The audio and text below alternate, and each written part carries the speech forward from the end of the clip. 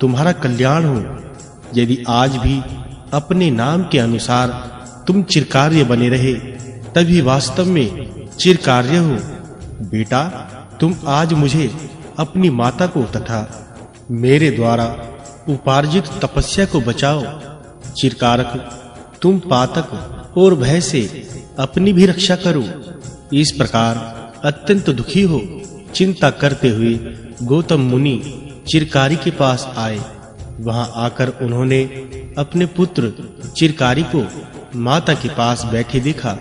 चिरकारी पिता को अपने समीप आया देख बहुत दुखी हुए और हथियार फेंककर पिता के चरणों में मस्तक रखकर वे उन्हें प्रसन्न करने की चेष्टा करने लगे। मेधातिथि पुत्र को पृथ्वी पर मस्तक रखकर पड़े देख और पत्नी को जीवित पाकर बड़े प्रसन्न हुए। जब पुत्र हाथ में हथियार लेकर खड़ा था तब भी माता ने ऐसा नहीं समझा कि यह मुझे मार डालेगा। अब उसे पिता के चरणों में पड़ा देख माता यह विचार करने लगी कि इसने हथियार उठाने की जो चपलता की है उसी को पिता के भय से छिपा रहा है। तदंतर पिता ने बड़ी देर तक पुत्र की ओर देखा, देर तक उसका मस्तक सूंघा, चिरकाल तक उसे दोनों भुजाओं में कसकर छाती से लगाए रखा और अंत में कहा, बेटा तुम चिरजीवी रहो। मेधातिथि बड़ी देर तक प्रसन्नता में डूबे रहे। फिर पुत्र से इस प्रकार बोले, चिरकारिक, तुम्हारा कल्याण हो, कल्याण हो। तुम्हारी आयु चिरस्थायिनी हो। सौम्य, तुमने चिरकाल तक विलंब करके जो कार्य किया है उसके कारण मुझे इस समय अधिक समय तक दुखी नहीं होना पड़ा है। तदंतर प्रसिद्ध विद्वान मुनिश्रेष्ठ गौतम ने गाथा गान किया जो इस प्रकार है। चिरकाल तक विचार करके कोई मंत्रणा स्थिर करे। स्थिर किए हुए मंत्र परामर्श को चिरकाल के बाद छोड़े। चिरकाल में किसी को मित्र बनाकर उसे चिरकाल तक धारण किए रहना उचित है। राग, दर्प, अभिमान, द्रोह, पाप कर्म तथा अप्रिय कर्तव्य में चिरकारी विलंब करने वाला प्रशंसा का पात्र है। बंधु, सुहृद, भृत्य और स्त्री वर्ग के अव्यक्त अपराधों में जल्दी ही कोई दंड न देकर देर तक विचार करने वाला पुरुष प्रशंसनीय माना गया है। चिरकाल तक धर्मों का सेवन करे, किसी बात की खोज का कार्य चिरकाल तक करता रहे, विद्वान पुरुषों का संग अधिक काल तक करे, इष्ट मित्रों का सेवन अथवा इष्ट देवता की उपासना दीर्घ काल तक करे, अपने को चिरकाल तक विनयशील बनाए रखने वाला पुरुष दीर्घ काल तक आदर का पात्र बना रहता है। दूसरा कोई भी यदि धर्मयुक्त वचन कहे तो उसे देर तक सुने और देर तक उसके विषय में प्रश्न करता रहे। ऐसा करने से मनुष्य चिरकाल तक तिरस्कार का पात्र नहीं बनता। पर यदि कोई धर्म का कार्य आ गया हो तो उसके पालन में विलंब नहीं करना चाहिए। शत्रु हाथ में हथियार लेकर आता हो तो उससे आत्मरक्षा करने में देर नहीं लगानी चाहिए। यदि कोई सुपात्र व्यक्ति अपने समीप आ गया हो तो उसका सम्मान करने या उसे कुछ देने में विलंब नहीं करना चाहिए। भय से बचने और साधु पुरुषों का स्वागत सत्कार करने में भी देर नहीं करनी चाहिए। उपयुक्त कार्यों में जो विलंब करता है वह प्रशंसा का पात्र नहीं है। ऐसा कहकर स्त्री और पुत्र के साथ गौतम मुनि शांति को प्राप्त हुए। तदंतर चिरकाल तक तपस्या करके उन्होंने दिव्य लोक प्राप्त किया। यह बात मैंने सर्वगुण संपन्न ब्राह्मणों के समक्ष वहां कही। तत्पश्चात धर्मवर्मा के समीप हारित आदि मुनियों के चरण पखारकर संपूर्ण देवताओं को साक्षी बनाकर मैंने संकल्प पूर्वक स्वर्ण, गो, ग्रह, धन, स्त्री, वस्त्र और आभूषण आदि दे उन ब्राह्मणों को कृतार्थ किया। इसके बाद उस देव समाज में इंद्र ने हाथ उठाकर कहा, देवताओं भगवान शंकर के अर्धांग में अपना वामार्ध भाग स्थापित करने वाली देवी गिरिजा नंदिनी जब तक विद्यमान है, गणेश जी, हम सब देवता और ये तीनों लोक जब तक मौजूद हैं, तब तक नारद जी के द्वारा स्थापित किया हुआ यह स्थान सदा समृद्धशाली बना रहे।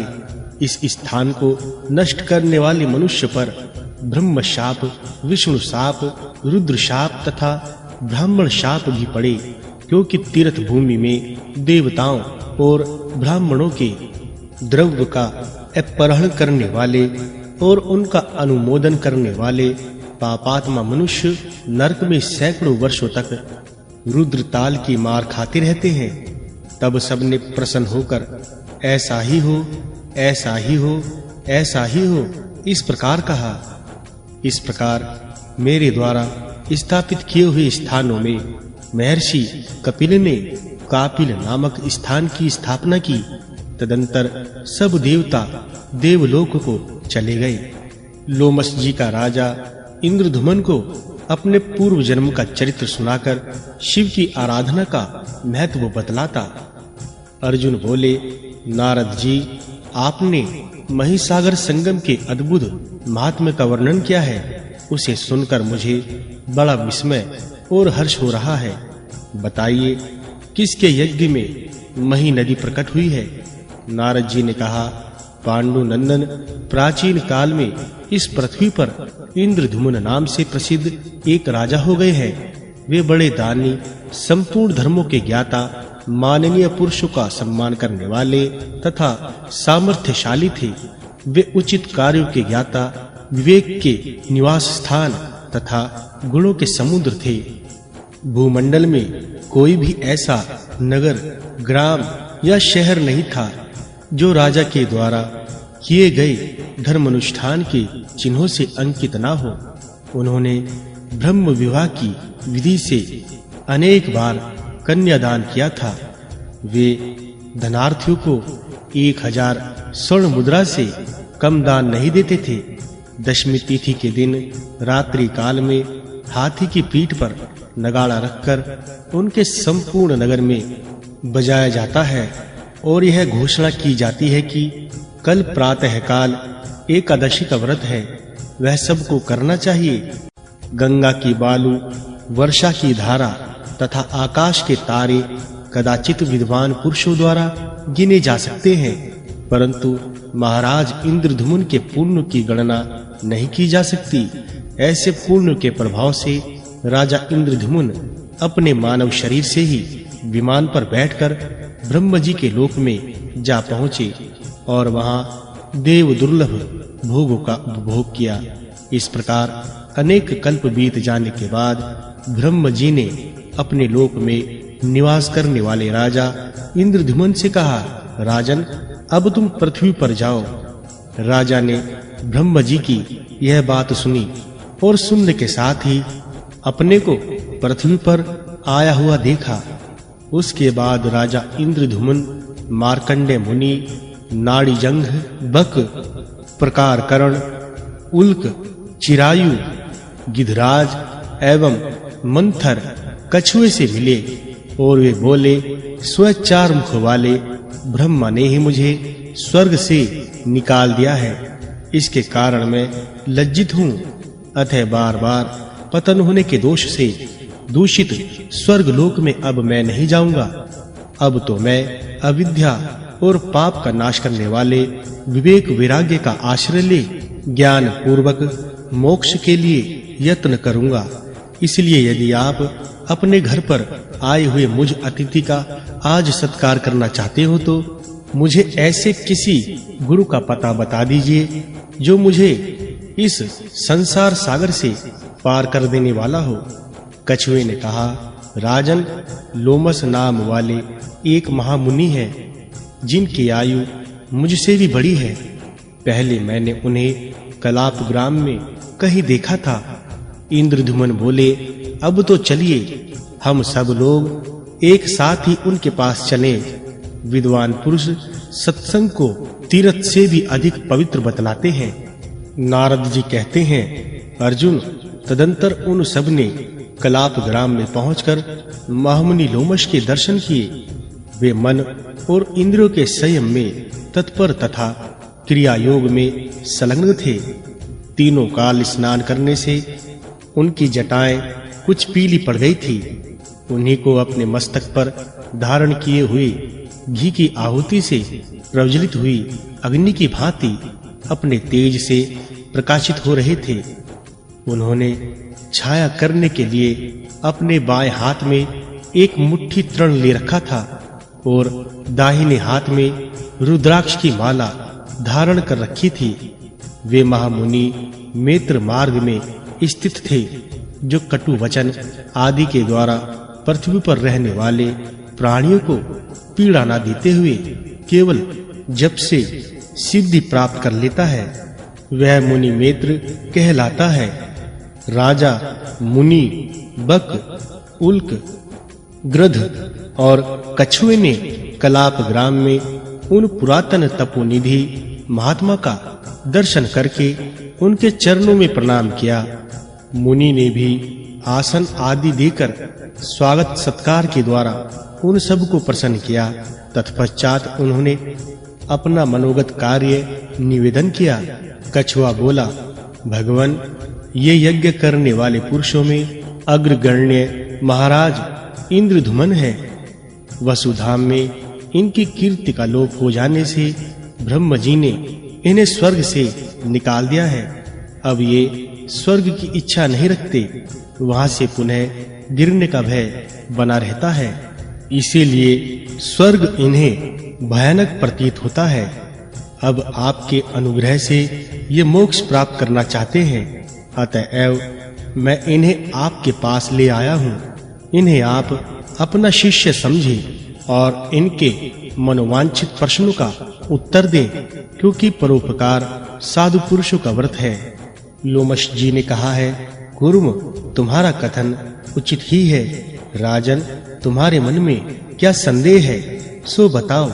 इंद्रधुमन बोले, भगवान, मेरा पहला प्रश्न यह है कि गर्मी का समय है, सूर्य देव आकाश के मध्य में आकर तप रहे हैं, तो भी आपने अपने लिए कुटी क्यों नहीं बनाई, जो हाथ में तिनके लेकर आप मस्तक पर छाया किए हुए हैं।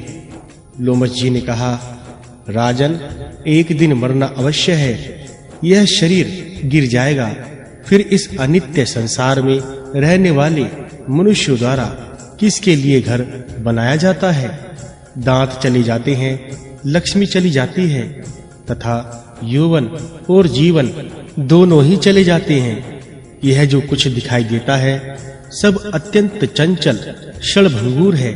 ऐसी दशा में दान करना ही मनुष्य के लिए सर्वोत्तम ग्रह है। इस प्रकार संसार को असार और चलायमान जान लेने पर किसके लिए कुटी आदि का संग्रह किया जाए। इंद्रधुमन ने पूछा, भगवान, तीनों लोकों में केवल आप ही चिरायु सुने जाते हैं, इसलिए मैं आपके पास आया हूँ। फिर आपके मुंह से ऐसी बातें क्यों निकलती हैं? लोमश जी ने कहा, राजन, प्रत्येक कल्प में मेरे शरीर से एक रोम टूटकर गिर जाता है। जिस दिन सब रोए नष्ट हो जाएंगे, उस दिन मेरी मृत्यु हो जाएगी। देखो, मेरे घुटने में 2 अंगुल तक रोए से खाली हो गया है। इसी से मैं डरता हूँ। जब मरना ही है तब घर बनाकर क्या होगा? इंद्रधुमन बोले, ब्राह्मण, मैं पूछता हूँ कि आपको जो ऐसी बड़ी आयु प्राप्त हुई है, वह दान का प्रभाव है अथवा तपस्या का? लोमश जी ने कहा, राजन सुनो, मैं अपने पूर्व जन्म का प्रसंग सुना रहा हूँ। यह कथा शिव धर्म की महिमा से युक्त पुण्यदायिनी तथा सब पापों का नाश करने वाली है। पूर्व काल में इस पृथ्वी पर अत्यंत दरिद्र शूद्र होकर उत्पन्न हुआ था। उस समय भूख से बहुत पीड़ित होकर पृथ्वी पर भ्रमण किया करता था। एक दिन दोपहर के समय जल के भीतर मैंने एक बहुत बड़ा शिवलिंग देखा। फिर उस जलाशय में प्रवेश करके जल पिया और स्नान किया तत्पश्चात कमल के सुंदर फूलों से उस नहलाए हुए शिवलिंग का पूजन किया। भूख से मेरा गला सूखा जा रहा था। भगवान नीलकंठ को नमस्कार करके मैं पुनः आगे चल दिया। उस मार्ग में ही मेरी मृत्यु हो गई। तदंतर दूसरे जन्म में ब्राह्मण के घर में उत्पन्न हुआ। एक ही बार शिवलिंग को नहलाने और पूजा करने से मुझे अपने पूर्व जन्म की बातों का स्मरण रहने लगा। यह संपूर्ण जगत जो सत्य सा प्रतीत हो रहा है, मिथ्या का विलास है। अविद्या ही इसका मूल कारण है। ऐसा जानकर मैंने मुक्ता धारण कर ली। उस ब्राह्मण ने भगवान शंकर की भली भांति आराधना करके वृद्धावस्था में मुझे प्राप्त किया था, इसलिए मेरा नाम ईशान रखा। मेरे माता-पिता के मन को महामाया ने ममता में बांध रखा था। वे मेरा गूंगापन दूर करने के लिए नाना प्रकार के मंत्र, यंत्र तथा दूसरे उपाय भी किया करते थे। उनकी वह मूढ़ता देखकर मुझे मन ही मन हंसी आती थी। कुछ काल के पश्चात जब मैं जवान हुआ तो रात में अपना घर छोड़कर निकल जाता और कमल के फूलों से भगवान शिव की पूजा करके पुनः शयन स्थान पर लौट आता था। तदंतर पिता की मृत्यु हो जाने पर मेरे संबंधियों ने मुझे नीरा गूंगा समझकर त्याग दिया। इससे मुझे प्रसन्नता ही हुई। अब मैं फल आहार करके रहने लगा और भांति-भांति के कमलों से भगवान भूतनाथ की पूजा करने लगा। इस प्रकार 100 वर्ष बीतने पर वरदायक भगवान चंद्रशेखर ने मुझे प्रत्यक्ष दर्शन दिया। उस समय मैंने याचना की, भगवान मेरी जरा और मृत्यु का नाश हो। तब भगवान शिव बोले, जो नाम और रूप धारण करता वह सर्वथा अजर अमर नहीं हो सकता। अतः तुम अपने जीवन की कोई सीमा निश्चित करो। भगवान शिव का यह वचन सुनकर मैंने इस प्रकार वरदान मांगा। प्रत्येक कल्प के अंत में मेरे शरीर का एक रोम गिरे और इस प्रकार सब रोम गिर जाने पर मेरी मृत्यु हो। उसके बाद मैं आपका गण हो जाऊं, यही मेरा अभिष्ट वर है। अच्छा, ऐसा ही होगा। यो कहकर भगवान शिव अदृश्य हो गए और मैं तभी से तपस्या में संलग्न हो गया। ब्रह्म कमल अथवा अन्य कमलों से भगवान शिव की पूजा करने पर मनुष्य ब्रह्म हत्या आदि पापों से मुक्त हो जाता है, इसमें संशय नहीं है। महाराज, तुम भी ऐसा ही करो। इससे तुम अपनी मनोवांछित वस्तु प्राप्त कर लोगे। भगवान शिव के भक्त के लिए त्रिलोकी में कुछ भी दुर्लभ नहीं है। ज्ञानेंद्रियों की ब्रह्म विषय में होने वाली प्रवृत्ति को रोककर उन सब का भगवान सदाशिव में नित्य लय करना अंतर्योग कहलाता है। अंतर्योग का साधन कठिन होने के कारण भगवान शिव ने स्वयं ही बहिर्योग का इस प्रकार वर्णन किया है।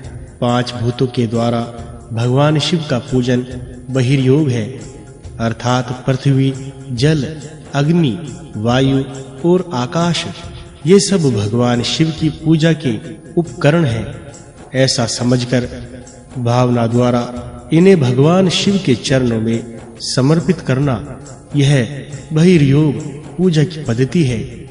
बहिर्योग विशिष्ट फल देने वाला और अक्षय माना गया है, जो अविद्या आदि 5 कलेशों, कर्मों के सुख दुख आदि परिणामों तथा वासनाओं से सर्वथा पृथक है। उन भगवान शंकर की आराधना पूर्वक प्रणव जप करने वाला पुरुष मोक्ष को प्राप्त होता है। सब पापों का नाश हो जाने पर भगवान शिव में भावना होती है। उनके चिंतन में मन लगता है। जिनकी बुद्धि पाप से दूषित है, उनके लिए शिव की चर्चा भी दुर्लभ है। भारतवर्ष में जन्म होना दुर्लभ है। भगवान शिव का पूजन दुर्लभ है। गंगा स्नान दुर्लभ है। शिव की भक्ति अत्यंत दुर्लभ है। ब्राह्मणों को दान देना दुर्लभ है। अग्नि की आराधना भी दुर्लभ है। थोड़े से पुण्य वाले पुरुषों के लिए भगवान पुरुषोत्तम की पूजा का अवसर तो और भी दुर्लभ है। पूर्व काल में महादेव जी की आराधना करके जिस प्रकार मेरी आयु बढ़ी हुई है, वह प्रसंग मैंने तुम्हें सुनाया ही है। भगवान शिव की भक्ति करने वाले महात्मा पुरुषों को त्रिलोकी में कुछ भी दुर्लभ, दुष्प्राप्य अथवा असाध्य नहीं है। जिनकी इच्छा से यह संपूर्ण विश्व उत्पन्न होता है, स्थिर रहता है और अंत में संहार को प्राप्त होता है, उन भगवान शंकर की शरण में कौन नहीं जाएगा। राजन, यह रहस्य की बात है। भगवान शंकर की आराधना ही संसार के मनुष्यों का प्रधान कर्तव्य है। जो भगवान शिव को मस्तक झुकाता है, वह निश्चित ही उन्हें प्राप्त करता है। संवर्तक के मुख से महिसागर संगम की महिमा तथा भृत्यज्ञ द्वारा शतरुद्र सुनकर शिव की आराधना से इंद्रधुमन आदि सब भक्तों को शिव सारूप्य की प्राप्ति। नारद जी कहते हैं, मुनिवर, लोमश के ये वचन सुनकर राजा इंद्रधुमन ने कहा, अब मैं आपको छोड़कर दूसरे किसी के पास नहीं जाऊंगा। यहीं आपसे अनुग्रहित होकर अब मैं शिवलिंग का आराधन करूंगा, जो कि मनुष्य को सब प्रकार की सिद्धि प्रदान करने वाला है। वक, गृध, कच्छप और उल्क ने भी वैसा ही विचार प्रकट किया। मुनिवर, लोमस बड़े शरणागत वत्सल थे। उन सब लोगों पर दया करके उन्होंने शिव दीक्षा की विधि से उन्हें लिंग पूजन का उपदेश किया। सच है, साधु पुरुषों का समागम तीर्थों से भी बढ़कर है। उसका परिपक्व फल तत्काल प्राप्त होता है तथा वह दुरंत पापों का भी नाश करने वाला है। साधु सभा सत्संग रूपी सूर्य का उदय कोई अद्भुत और अनिवर्चनीय प्रभाव रखता है, क्योंकि वह अंतःकरण में व्याप्त हुए अज्ञान अंधकार का अत्यंत विनाश करने वाला है। साधु समागम से प्रकट हुए आनंदमय अमृत रस की सभी लहरें श्रेष्ठ हैं तथा वे सुधा, माधवी, शर्करा और मधु के समान मीठी एवं 6 रसों से युक्त है। तदंतर मार्कंडे मुनि और राजा इंद्रधुमन आदि 6 मित्रों ने साधु संग पाकर शिव शास्त्र के अनुसार क्रिया योग, तप, स्वाध्याय और ईश्वर का ध्यान आरंभ किया। एक समय उनके तपस्या काल में ही लोमस मुनि का दर्शन करने के लिए उत्सुक हो तीर्थ यात्रा के प्रसंग से मैं वहां गया, क्योंकि तीर्थ यात्रा के प्रसंग से महापुरुषों के दर्शन के लिए जाना ही यात्रा का प्रधान उद्देश्य है। जिस भूभाग में संत महात्मा निवास करते हैं, वही तीर्थ कहलाता है। अर्जुन, पूजन और आतिथ्य सत्कार होने के पश्चात जब मैं भली भांति विश्राम कर चुका, तब उन नाड़ी जंग आदि भूतों ने प्रणाम करके मुझसे पूछा, ब्राह्मण, मोक्ष साधन के लिए कौन सा स्थान है, बतलाने की कृपा करें। उनके ऐसा पूछने पर मैंने कहा, तुम लोग महासवर्त से यह बात पूछो, वे तुम्हें सब तीर्थों के फल की प्राप्ति कराने वाले तीर्थ स्थान का पता बताएंगे। वे बोले, योगी सवर्त जी कहाँ तपस्या करते हैं? यदि जानते हो तो बताइए। तब मैंने कहा, सवर्त मुनि काशी में रहते हैं। उन्होंने गुप्त वेश धारण कर रखा है। वे नंगे रहते हैं और भिक्षा अन्न भोजन करते हैं। दिन के दूसरे पहर की पिछली घड़ी और तीसरे पहर की पहली घड़ी को कुतप काल कहते हैं। उसके बाद ही वे निकलते हैं और हाथ में ही भिक्षा लेकर उसे भोजन करते हैं। उनके पास किसी प्रकार की वस्तु का भी संग्रह नहीं है। वे प्रणव वाच्य पर ब्रह्मा परमेश्वर का ध्यान करते रहते हैं। सायकाल वन में रहते हैं, किंतु कोई भी मनुष्य उन योगीश्वर सवर्त जी को पहचान नहीं पाता। ना पहचानने का एक कारण भी है, उन्हीं के जैसे वेश और चिन्ह धारण करने वाले दूसरे लोग भी वहां रहते हैं। मैं एक ऐसा लक्षण बतलाता हूँ जिससे तुम लोग समर्थ जी को पहचान लोगे। रात को उस चौड़ी सड़क पर जो नगर के मध्य से होकर निकलती है, तुम लोग एक मुर्दा लाकर जमीन पर इस ढंग से रखना जिससे दूसरों को पता न चल सके, और स्वयं उससे थोड़ी ही दूरी पर खड़ी रहना। जब कोई भी उस भूमि के निकट तक आकर सहसा लौट पड़े, वही समर्थ है। ये मुर्दे को शैल्य समझकर उसे लांघकर नहीं जाते। यह एक संशय रहित पहचान है। इस प्रकार जब समर्थ जी मिल जाएं, तब विनीत भाव से उनकी शरण में जाकर उनसे अपनी इच्छा के अनुसार प्रश्न करना।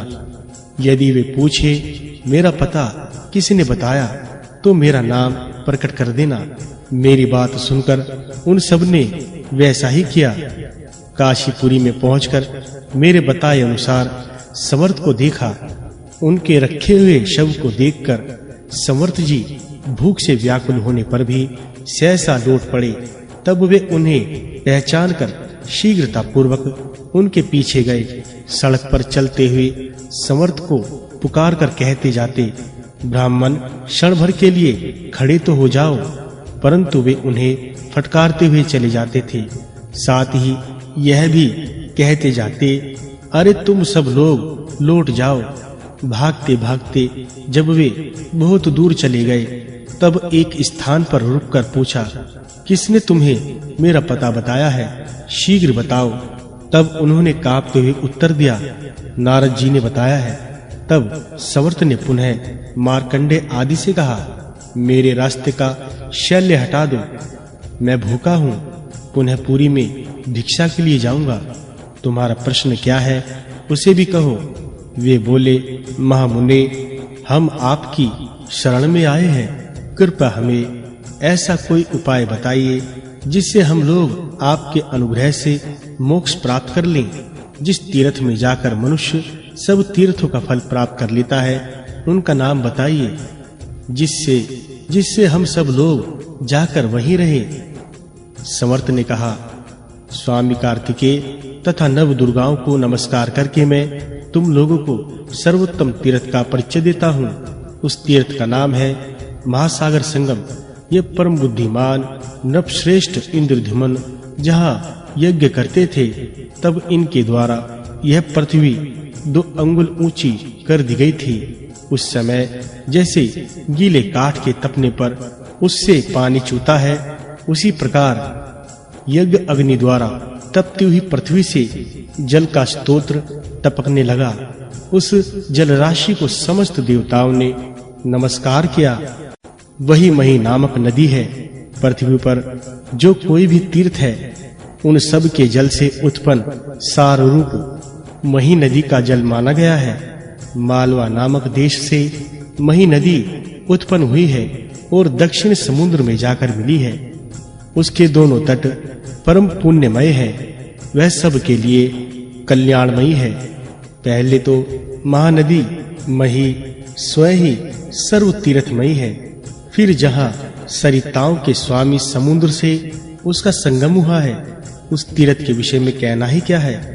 काशी, कुरुक्षेत्र, गंगा, नर्मदा, सरस्वती, तापी, पायोषणी, निर्विंध्या, चंद्रभागा, इरावती, कावेरी, सरयू, गंडकी, निमिषारण्य, गया, गोदावरी, अरुणा, वरुणा तथा अन्य जो 20,600 नदियां इस पृथ्वी पर विद्यमान हैं, उन सब के सार तत्व से मही नदी का जल प्रकट हुआ है। बताया गया है, पृथ्वी के सब तीर्थों में स्नान करने से जो फल मिलता है, वही महिसागर संगम में भी प्राप्त होता है, ऐसा कहा गया है। स्वामी कार्तिकेय का भी इस विषय में ऐसा ही वचन है। यदि तुम लोग किसी एक स्थान पर सब तीर्थों का संयोग चाहते हो, तो परम पुण्यमय महिसागर संगम तीर्थ में जाओ।